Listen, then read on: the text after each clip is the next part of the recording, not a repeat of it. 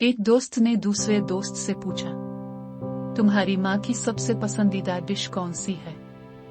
दूसरे दोस्त ने बहुत सोचा, बहुत ज़हन दौड़ाया, मगर फिर आंखों में आंसू लेकर बोला, मेरी माँ की पसंदीदा डिश बचा हुआ सालन और बची हुई रोटी है। दोस्त, जो मगरिबी मुआशरे में पला बड़ा था, हैरान होकर पूछने लगा, ये कैसे?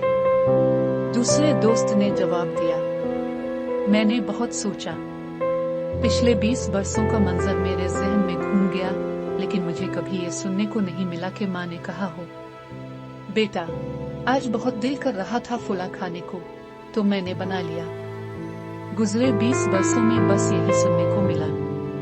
बिरयानी बनाई है, मेरे बेटे को पसंद है। कढ़ाई गोश्त बनाया है, मेरी बेटी को पसंद है। फुला चीज बनाई है, मेरे भाई आ बहन को पसंद है। फुला चीज बनाई है, मेरे मियाँ जी को पसंद है।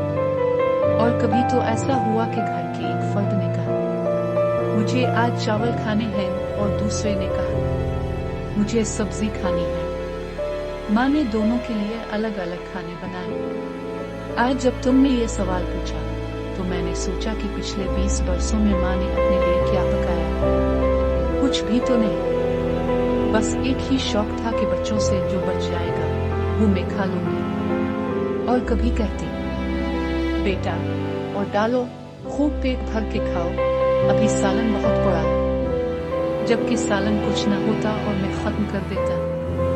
बाद में पता चलता कि माँ आज भूखी सो गई। رب ارحمهما كما ربياني صغيرا